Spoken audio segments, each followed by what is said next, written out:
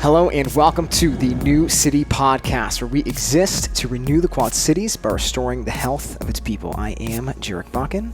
I'm Dr. Alex Oguello. And today we are bringing it back to the start. We're going to start a little series today, okay? This is part one of a 15-part series. Did we even really think about how long it's going to take to go through 15 parts to this? I didn't even realize there's 15. Yep, 15 parts. What are there 15 of? There are 15 of our principles of health. We talk about them in the gym every day. We reference them on this podcast almost every single time. We even did one episode kind of where we quickly flew through all of them. But we decided it was a good idea to take some time and go a little deeper into each one individually. So this week, our first principle of health is kind of one that just encompasses everything. It kind of gives direction to the rest of the 15. And it is to obtain health, give the body what it needs and stay away from what it doesn't. First things first, we have to define health. So if we're starting with to obtain health, we need to know what we're aiming at. Yeah. If I could already just go off script here real quick and back up. Do it. I think you do a good job of giving a purpose to these principles. So we have these principles, but instead of them just being like cool things that we wanted to do because we opened up this gym, if you could like lay out how these principles are meant to be kind of this standard of when we look at the state of health right now and how far we've come away from it, the question would be, oh man, what the heck do I do to get back here? Well, there has to be some sort of a standard. And I think you kind of communicate that pretty well as far as why we came up with these principles. Sure. So,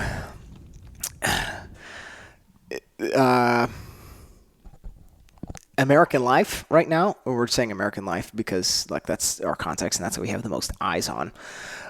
It is not well. And like, unfortunately, what is normal is not good, even though it might be normal to, what I'm thinking about right now is things that I'm currently like researching myself. Like it might be normal to have bouts of random fatigue, what might seem random. It might be normal to have, what they call foggy brain fog. It might be normal to, trip and stutter over your words and, not be able to think super clearly. And, you get to a certain age and people just tell you, you're just getting older. It's just part of life. There's too many things that have that type of stigma that just get written off as this is just human life. You're going to degenerate and you're going to face some pretty terrible things. But that's just kind of how life works, Just focus on the good things, manage those symptoms as well as you possibly can, and that's kind of what life is. We think that's a bunch of crap. Yeah. We think that is a complete lie, and we think that is not what human beings were designed to live like. We don't think life is intended to be limited. We think what is normal is actually a flourishing experience of life. We think that is what is normal. We think that is what the human body is always trying to get back to. And we need a better picture of what normal really is. Yeah.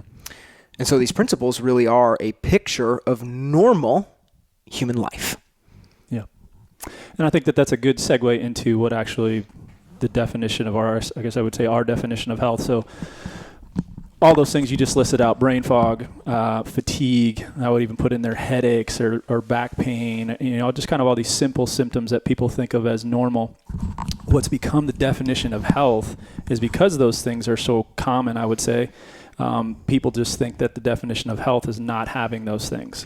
So their standard, or what they want to kind of get back to, is, well, if I could just get to the state where I don't feel tired midday, or if I don't have a headache every single day, or I don't constantly get colds and flus, those type of things, then that's considered health. And that's kind of been the definition that we've been given. I've just, as part of my office, just to kind of educate people, I've done plenty of workshops or lectures on health, and I always like to ask people what their definition of health is. And 99.9% of the time, people, when I ask them how they define health, they say it's just based off of how I feel. So if I'm feeling good, then therefore I'm healthy, and if I'm feeling bad, then there's some sort of a health issue going on. When you have that definition of health, which is actually a very poor definition of health, when you have it, then your goal is only to try to get to feeling better. You don't have this proper definition of trying to get back to, like you said, normal, which is just a flourishing experience of life. So then we have this kind of healthcare system that's designed to, they would say that, they call it a healthcare system. They're caring for people's health. But how they do that is they get them back to that baseline of, okay, you're feeling bad with whatever symptom it is. Let's get rid of that symptom. Let's get you back to definition of health, which is feeling good. So they're kind of going at that by any means necessary, regardless of maybe what that would lead to down the road. It's just, what do you want? Well, I want to feel good. Well, let's figure how to get you feeling better. Most of the time by masking something or taking something out, removing something, whatever it may be. Right. And I'm currently in a spot where I'm dealing with this firsthand, realizing that, health it's not just removing the symptoms. Cause like personally, I've got symptoms, right? But I'm realizing that just doing the things, even in a natural way, there's ways to do things in a natural way that kind of relieve some of the symptoms. But even that, and there's even this whole realm of, the people who are obsessed with the essential oils and all the stuff, right? They're all about these natural, remedies, ways to kind of reduce symptoms, kind of deal with symptom management that still really don't address the root cause of these problems and stuff. And so it's it's even kind of tempting to hear here's these things that they are going to relieve you of these symptoms, and they don't really have negative side effects. However, you're going to be doing this for the rest of your life. And while you do this, and while you shut off your body's very natural and very good response to something bad, you are muting this sign and this signal that's supposed to point you to, hey, something bigger is going on here. Right. Right. And that's kind of what we're saying. If you're just focused on the symptoms, you can very, very, very easily miss some really big, real nasty things going on.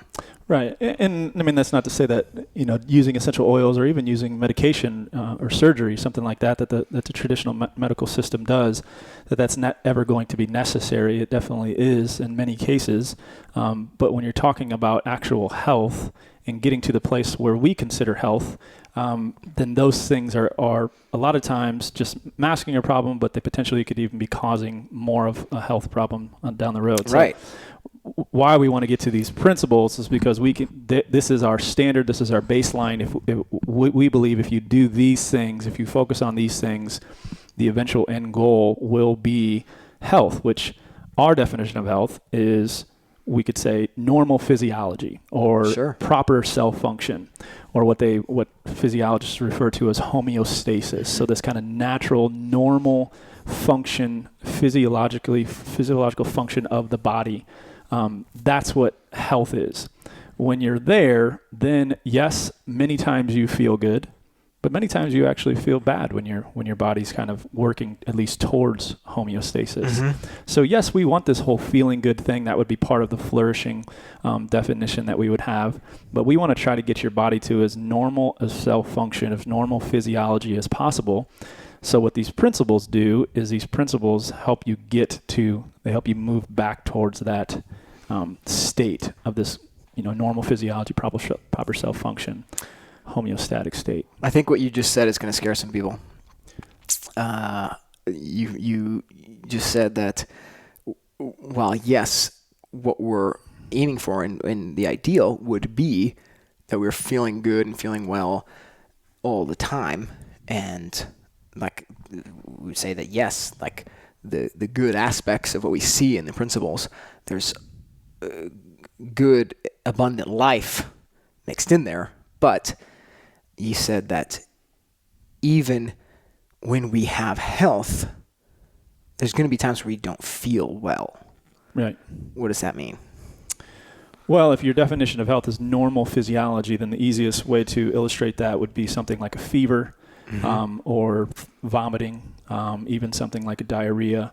When you get exposed to something like a virus or a bacteria, there's these normal physiological functions that happen that most of the time we see as somebody being sick. Right. But it's actually a healthy response to the environment that your body is actually in. Right. So when my body has a fever, that means that something's entered the body that the body doesn't like. It needs to activate the immune system to try to attack that. And a piece of its defense mechanism is to try to raise the temperature to a state where the bacteria or the virus can no longer survive, therefore killing off whatever has infected your body.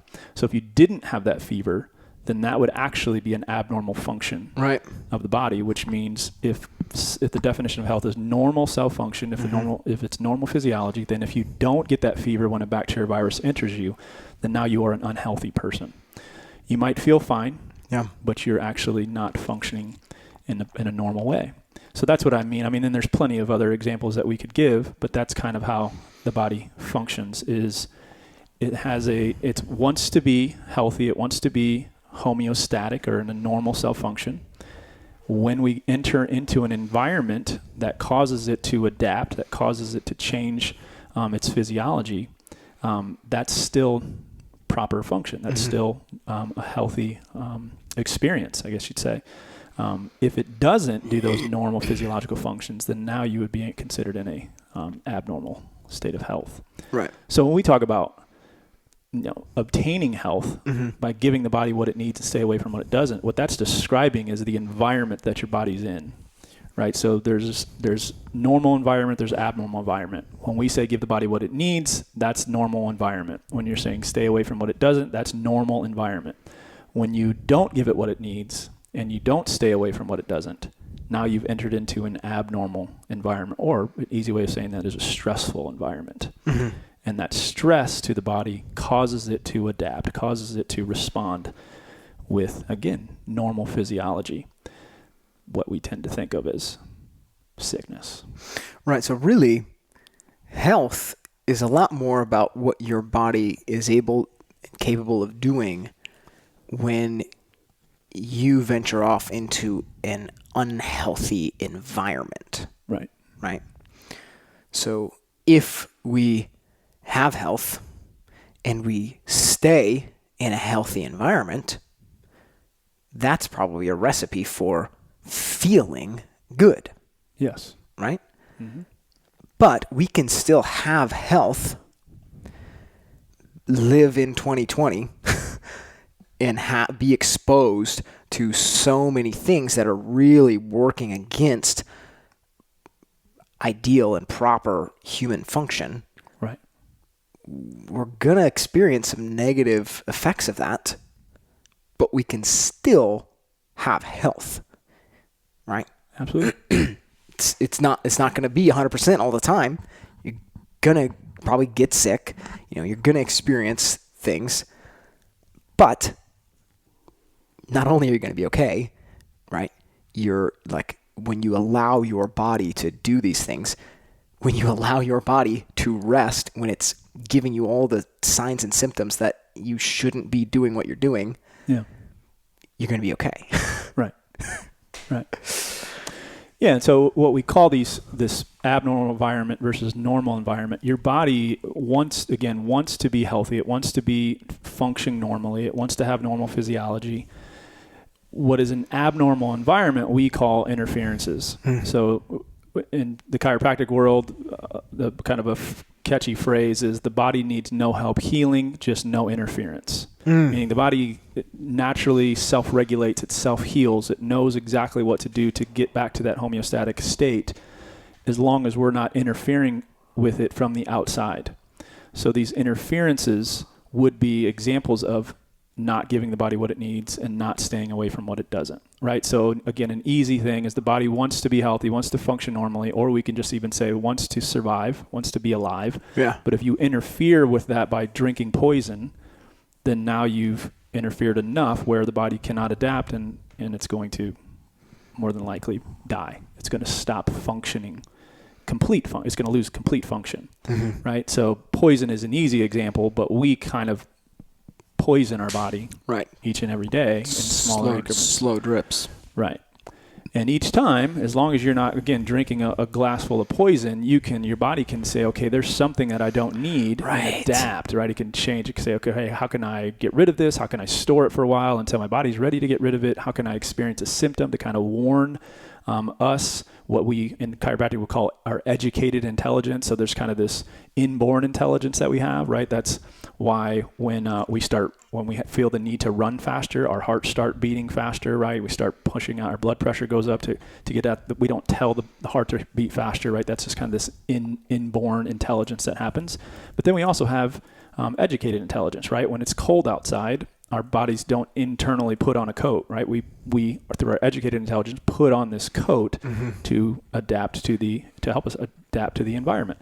So when those two things are working properly, innate intelligence, educated intelligence, then that's when somebody's going to have their best chance at actually being healthy.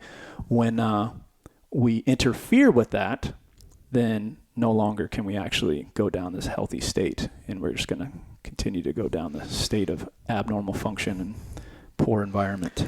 Right. So one of the things you said there was how even though we are in most people's environment is being exposed to these things that are not, it's not, like you said, poison that you are going to ingest it and it's going to do its work quickly. It's these small little drips, right? And small little things chronically, constantly amount to a lot. Yeah. And so we want this to be pretty evergreen, but at the same time, we're in a very, very strange cultural moment right now with this coronavirus. And one of the things that is very, very clear, is the data surrounding people who have severe negative outcomes due to contracting this virus. And the thing that is so clear about this, the people who die as an end result of contracting this virus, 94% of them have... wearing masks. They actually aren't saying that. 94% of them have at least one, what they call comorbidity, right? Yeah. So run down the list of like what some of those things are. That would be obesity. That would be high blood pressure. That would be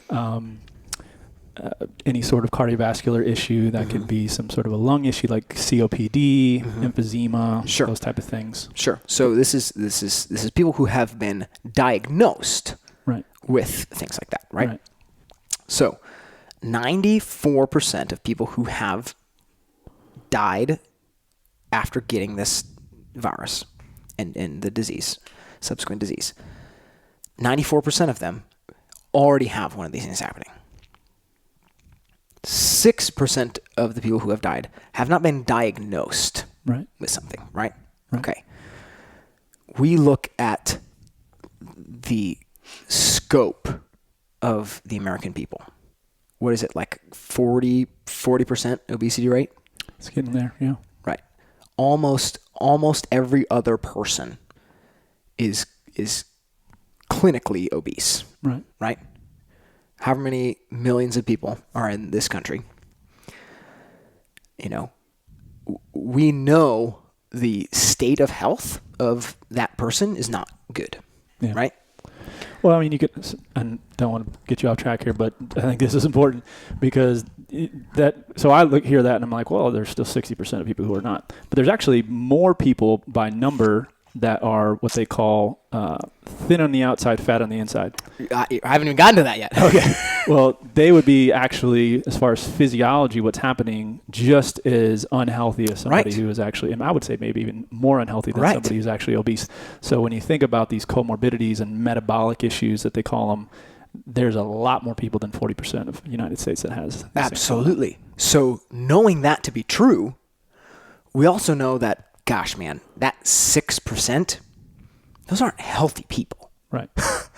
Because if we know that there's people who do not even fall under this 40% number that are really not healthy, they don't obtain health, their body cannot do the natural things that it needs to do to fight off the environment that we live in, we know that they are in a compromised state. And yet, even in that poor state, they can fight off and recover from something that has completely shut down the world. Yeah. The human body is unbelievable. Right. Unbelievable. Knowing that there's something that has caused the entire world to shut down, but yet it is only able to kill the people who we know are already like not in a good state of health. What we are able to do as human beings is remarkable. Absolutely.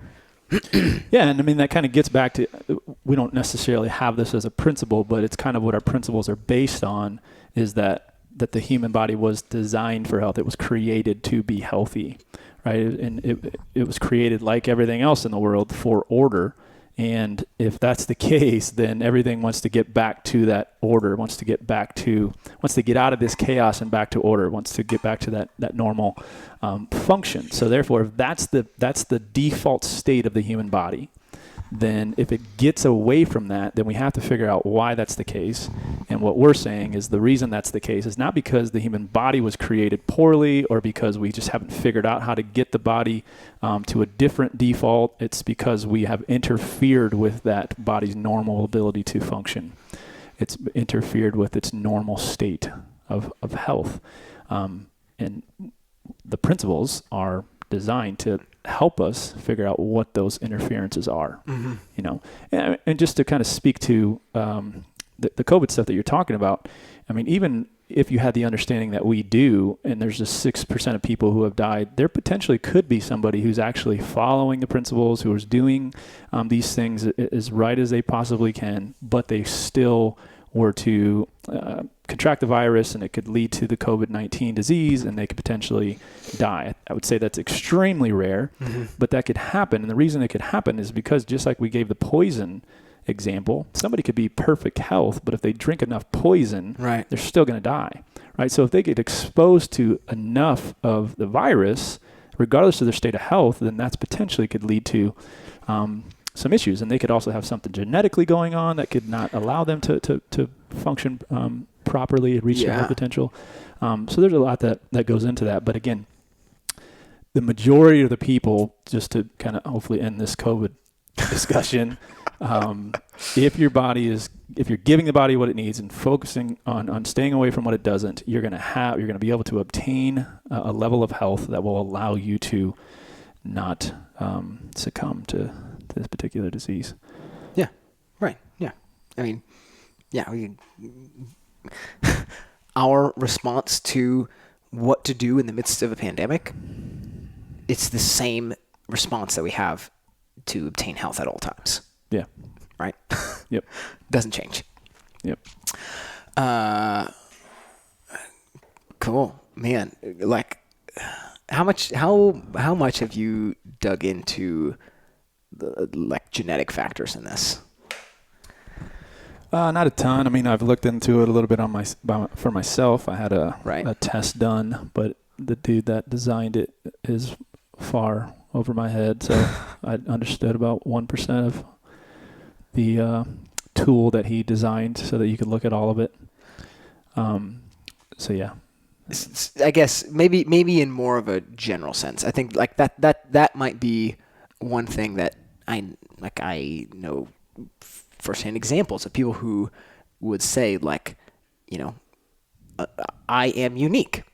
I have unique genetic makeup that predisposes me to these negative outcomes. Yeah.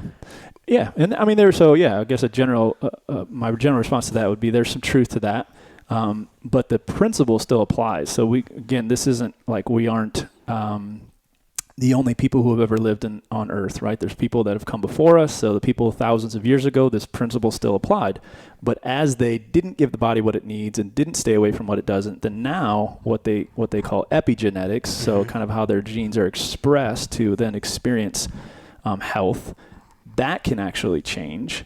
And you do that enough over generations, then now, thousands of years later, now you have somebody who is probably susceptible to a number of different things, but it doesn't mean that they can't obtain health. It's just going to be a lot more difficult for that person to actually obtain health. They probably have to apply this principle to their life a lot more than somebody who doesn't have these genetic or epigenetic predispositions.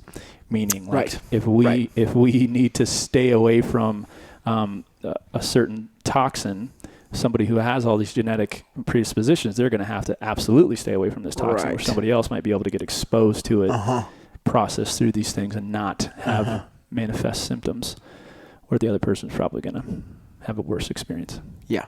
Without seeing my genetic data, how, like, I'm probably genetically not the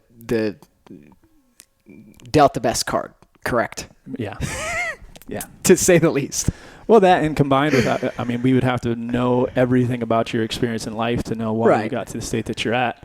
But yeah, I would say you probably weren't dealt a royal flush. Right. Yeah. It's just interesting because it's like, I even over the past few months since I've like been gaining some traction, just figuring out what's going on. Like I've been asked, like, how do you deal with like knowing that you're so focused on health and you find out that you're really sick? Yeah. Right. And like, honestly, it's kind of relieving, like to actually understand what's going on. Yeah.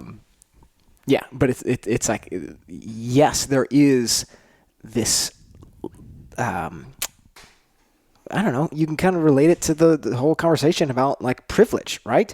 Yeah, there's privilege in good genetics, right?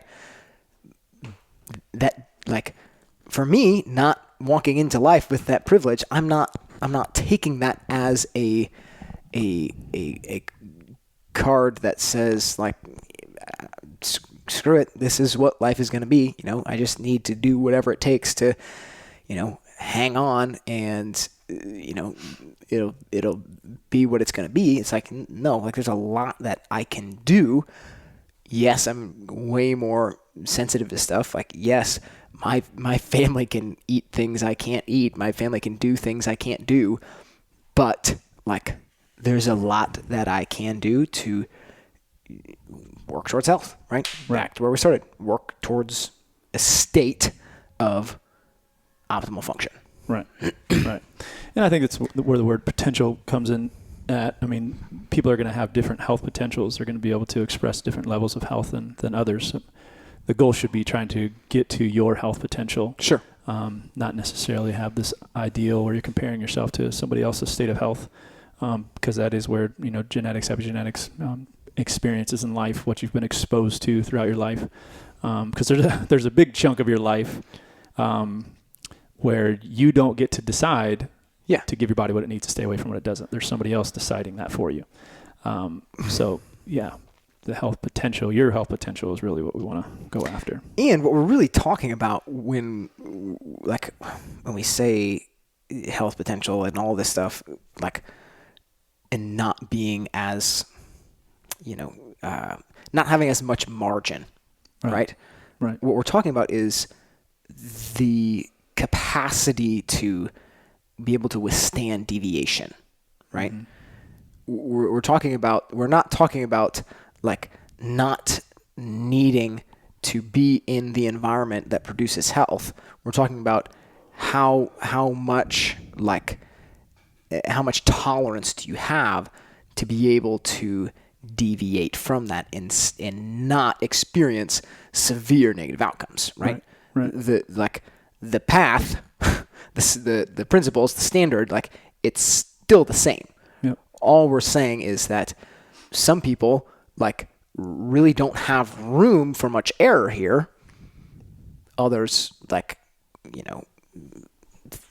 thankfully, fortunately, do. Right.